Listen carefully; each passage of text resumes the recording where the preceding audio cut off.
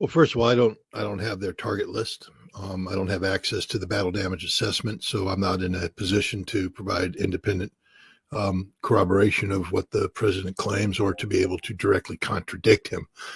What I can say is this: um, knowing what I know about uh, how this thing works, I would give it about a 98% probability that the president's words do not reflect reality, that the situation on the ground in Yemen is far different than the situation that he has been briefed upon. There's no doubt in my mind that the United States Central Command has identified points on the ground and that the U.S. Navy has put bombs on those points, and photographs show that those geographic points have achieved a certain level of battle damage. But I don't share any confidence that those points on the ground have anything to do with deterring or destroying the Houthis' ability to continue to carry out military operations designed to interdict shipping in the Red Sea or to strike targets in Israel, which should be the military mission of the United States, one would think. Well, again, I can only, first of all, the targeting of the residential neighborhoods is beyond me, unless the president, President Trump, is notorious for creating liberal rules of engagement, basically untying the hands of the military so that issues of military necessity outweigh issues of collateral damage or issues of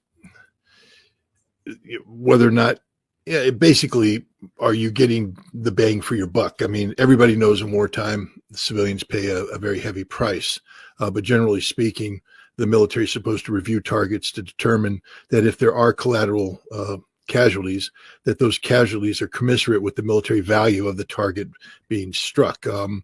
In the past, I have to tell you that the United States, at least when I was in, we would not knowingly strike a target that we knew were going to result in significant civilian casualties. We would deliberately avoid that target. Where accidents have been made, mistakes have been made, and of course, civilians have died in large numbers.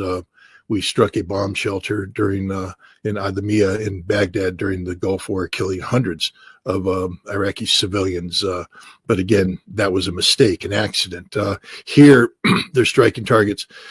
Knowing what I know about Middle East procurement, and a lot of the targets that are being struck, I believe, are related to the Houthis' ability to procure materials from abroad. So you'll have export-import companies that will operate under various fronts for Yemeni intelligence, and we get a smattering of data here and there, and then we build target sets. I can tell you in Baghdad, as a weapons inspector, I inspected a number of facilities that were located in the middle of residential areas.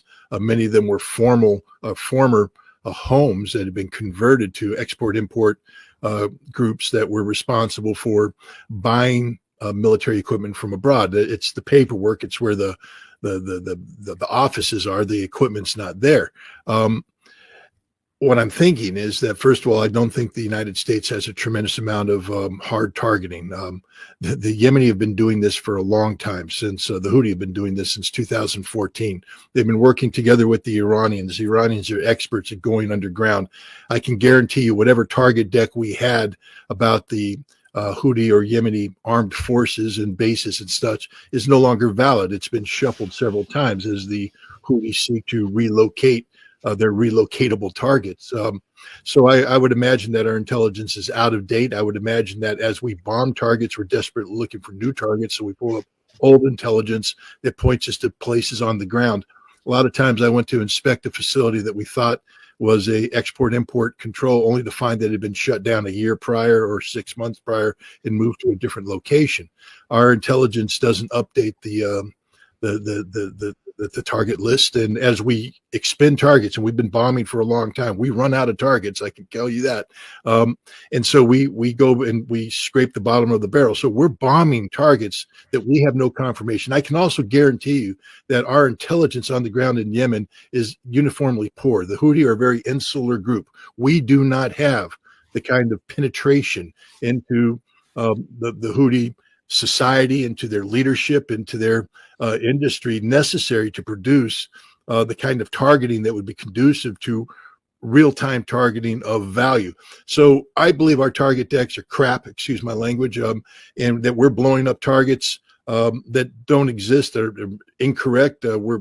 We know this because we're killing a whole bunch of civilians. We're blowing up a whole bunch of targets that have nothing to do whatsoever with interdicting the Houthis' ability to fire missiles. And these are what we call, relocatable targets, mobile relocatable targets. Historically, we have tremendous problems striking these. During the Gulf War, that was my war, was to try and hunt down and kill Iraqi Scud missiles. And I can tell you, despite diverting thousands of sorties and putting men on the ground and all this, we didn't kill a single one. And that's what's happening today. We're not killing anything except innocent civilians. Well, takeaways. Introduction and framing. The segment opens with Judge Andrew Napolitano welcoming viewers to Judging Freedom on Monday, March 24, 2025, and introducing Scott Ritter as the guest to discuss recent U.S. airstrikes in Yemen. Napolitano notes President Trump's claim, made earlier that day, that the bombing was very successful, setting the stage for Ritter to evaluate this assertion. A brief detour into an advertisement for Lear Capital highlights economic optimism juxtaposed with debt concerns, reflecting the show's broader context before returning to the main topic. Ritter's initial skepticism. Ritter begins by admitting he lacks direct access to the U.S. military's target list or battle damage assessments, limiting his ability to independently verify Trump's claim.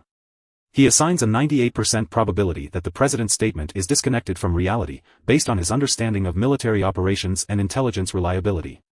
He clarifies that while U.S. Central Command likely identified and bombed specific geographic points, photographic evidence of destruction does not guarantee strategic success against the Houthis. Houthi capabilities and U.S. goals. Ritter questions whether the bombed targets impacted the Houthis' ability to interdict Red Sea shipping or strike Israel, objectives he assumes should define the mission. He doubts the strikes achieved these goals, suggesting the Houthis' resilience and mobility undermine U.S. efforts. He ties this to broader military strategy, implying the operation's success hinges on disrupting Houthi operations, not just hitting static locations. Civilian casualties preview. Napolitano introduces an upcoming interview with Pepe Escobar, who is in Yemen and has sent video evidence of residential neighborhood destruction, not military targets. Ritter reacts by speculating that such outcomes might reflect intentional targeting of civilian areas, possibly due to Trump's liberal rules of engagement that prioritize military necessity over collateral damage. He contrasts this with his Gulf War experience, where deliberate strikes on civilian-heavy targets were avoided unless intelligence was flawed. Intelligence and targeting challenges. Ritter elaborates on why U.S. strikes may be ineffective, drawing from his weapons inspection work in Iraq. He explains that Houthi targets, supported by Iranian expertise since 2014, are likely mobile or relocated, rendering U.S. intelligence outdated.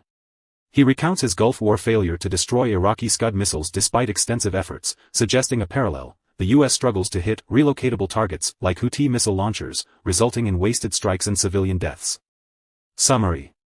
Judge Napolitano introduces the U.S. bombing of Yemen, spotlighting Trump's very successful claim, which Scott Ritter challenges with skepticism rooted in his military experience. Ritter doubts the strikes disrupted Houthi operations, citing poor intelligence and mobile targets, while previewing evidence of civilian destruction raises ethical concerns.